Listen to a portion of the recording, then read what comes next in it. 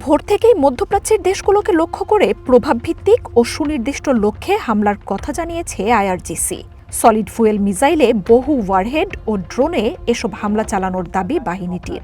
দেশজুড়ে অবৈধভাবে ব্যবহার করা কয়েকশো স্টারলিংক স্যাটেলাইট সরঞ্জাম জব্দের কথাও জানিয়েছে বাহিনীটি। মঙ্গলবার ইরানের মিসাইল ব্যারেজ শনাক্তের কথা জানায় ইসরায়েলের প্রতিরক্ষা বাহিনী আইডিএফ।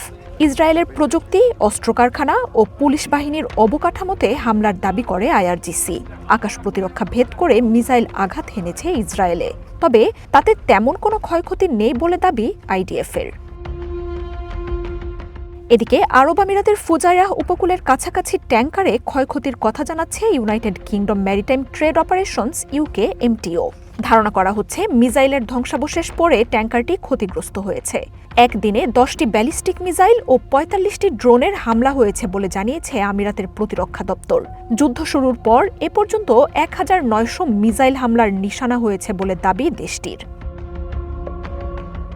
মিসাইল শার্পনেলের আঘাতে কুয়েতে 2 স্বাস্থ্যকর্মী আহত হয়েছেন। ক্ষেপণাস্ত্রের ধ্বংসাবশেষের আঘাতে আবুধাবিতে পাকিস্তানি এক নাগরিক নিহত হয়েছেন।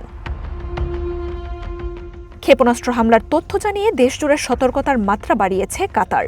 2 দফায় মিসাইল শনাক্ত করার কথা নিশ্চিত করেছে দেশটির প্রতিরক্ষা মন্ত্রণালয়। এদিকে ইসরায়েলের হামলায় আহত ইরানের নতুন সর্বোচ্চ নেতাকে রাশিয়ায় চিকিৎসা দেয়া হচ্ছে বলে বেশ কয়েকটি গণমাধ্যমে খবর উঠে এসেছে।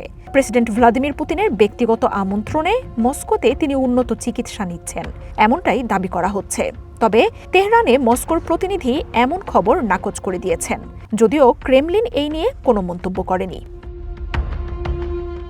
ইরানের নিরাপত্তা সূত্রগুলো বলছে আমেরিকার সাথে যুদ্ধবিরতি বা উত্তেজনা কমানোর প্রস্তাব প্রত্যাখ্যান করেছেন মোজতবা খামেনি। মধ্যস্থতা প্রচেষ্টায় থাকা দুটি দেশ এই প্রস্তাব দিলেও তা গ্রহণ করেননি নতুন সর্বোচ্চ নেতা। নিজের প্রথম ফরেন পলিসি বৈঠকে প্রতিশোধের ব্যাপারে এই নেতা কঠোর অবস্থান নিয়েছেন বলে দাবি করা হচ্ছে। তবে সর্বোচ্চ নেতা কোথায় বা বৈঠকে তিনি সশরীরে অংশ নিয়েছিলেন কিনা তা নিশ্চিত করা হয়নি।